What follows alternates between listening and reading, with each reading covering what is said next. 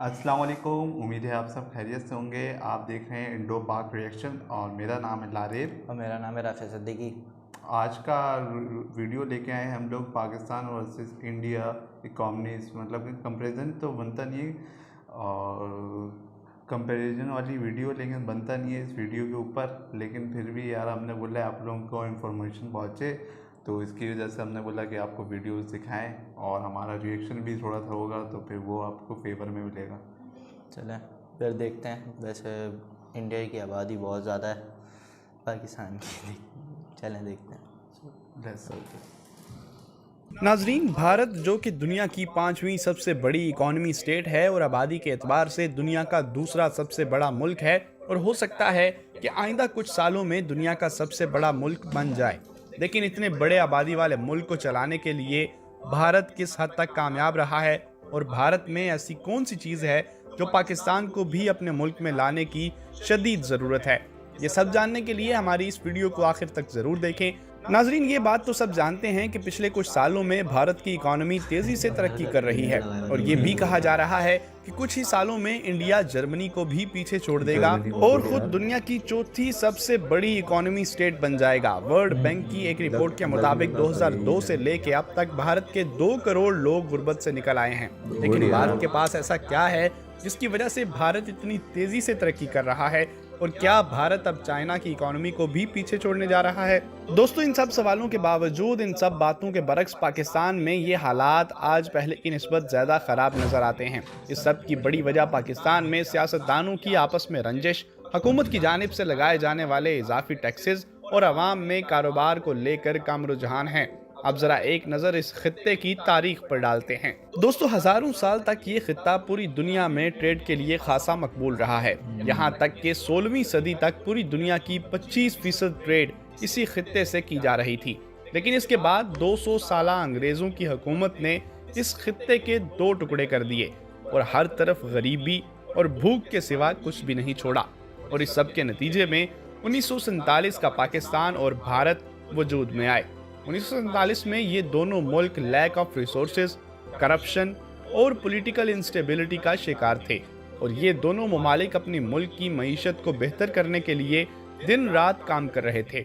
लेकिन यहाँ एक काम ऐसा था जिसमें भारत पाकिस्तान से आगे निकल गया। 1985 से 1991 के दौरान भारत ने अपनी मईशत को एक खास ट्रैक पर लाने के लिए जी तोड़ मेहनत की और इसी दौरान भारत ने बहुत गौर से अपने आसपास के तेजी से तरक्की करने वाले ममालिक को स्टडी करना शुरू कर दिया और इसी गौर फिक्र की वजह से भारत को एक हमसाया मुल्क चाइना से एक ऐसा आइडिया मिल गया जिसने भारत की मईशत को एक नई जिंदगी बख्श दी। लेकिन दूसरी जानिब जब भारत अपने मुल्क को तरक्की की तरफ ले जाने के लिए शदीद काम कर रहा था, वहीं पाकिस्तान में इसके बिल्कुल मुख्तलिफ सूरत हाल थी। पाकिस्तान में 1970 से 1990 का दौर मईशत के हवाले से बहुत ख़राब रहा क्योंकि पाकिस्तान को इस अरसे के दौरान मार्शल लॉ और शदीद पॉलिटिकल इंस्टेबिलिटी के गहरे बादलों में घेर चुका था और कोई भी हुकूमत अपनी मुकर्ररा मुद्दत पूरी नहीं कर पा रही थी और हर 2 से 3 साल बाद हुकूमत तब्दील की जा रही थी। मुल्क के इन हालात को देखते हुए बहुत सा इन्वेस्टर अब पाकिस्तान छोड़कर जा रहा था। यही वो वक्त था जब पाकिस्तान भारत से बहुत पीछे रह गया था। लेकिन 1991 में भारत ने पहली बार चाइना की नकल करते हुए अपने मुल्क में ओपन डोर पॉलिसी का ऐलान किया, यानी अब दूसरे ममालिक के लोग अपनी कंपनी भारत में शुरू कर सकते थे। भारत के इसी पॉलिसी की वजह से बहुत सी मल्टीनेशनल कंपनीज आज भारत में अपने ऑफिसेज बना रही हैं और इसी तरह 1991 के बाद से आज तक भारत अपनी मईशत में खासी तरक्की करता नजर आता है और भारत में आज तक कभी किसी हुकूमत का फौज के हाथों तख्ता नहीं उल्टा गया और ना ही मुल्क को मार्शल लॉ जैसे हालात का सामना करना पड़ा। अब भारत के पास बहुत से ऐसे फैक्टर्स थे जिनकी वजह से वो दुनिया भर के इन्वेस्टर को अपनी तरफ अट्रैक्ट कर रहा है, जिसमें सबसे पहले आती है अंग्रेजी जुबान।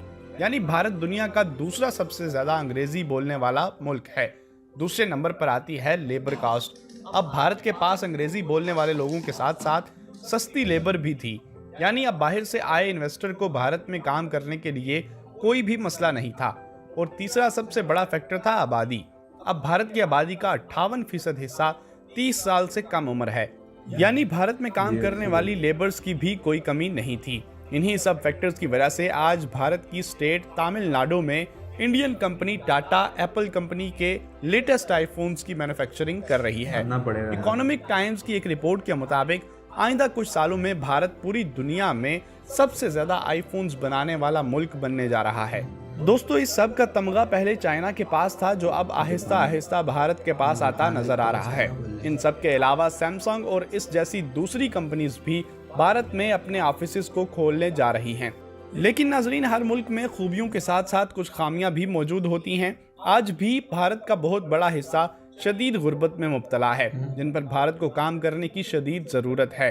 वहीं पाकिस्तान अपने मुल्क की मईशत को बेहतर करने के लिए बहुत से नए प्रोजेक्ट्स पर काम करता नजर आ रहा है, जिनमें पाकिस्तान और चाइना का मुश्तरका मंसूबा सी पैक भी शामिल है, जिसकी वजह से पाकिस्तान लाखों डॉलर्स की ट्रेड करने लगेगा और पाकिस्तान में ग्वादर की बंदरगाह पूरी दुनिया में सबसे मसरूफ तरीन बंदरगाहों में से एक बन जाएगी और पाकिस्तान में बहुत से रोजगार के मौके पैदा होंगे। इसके अलावा पाकिस्तान को भी भारत की तरह दूसरी पॉलिसीज को अपने मुल्क में लाने की ज़रूरत है, ताकि पाकिस्तान में भी दूसरे ममालिक के इन्वेस्टर्स आकर अपना कारोबार कर सकें।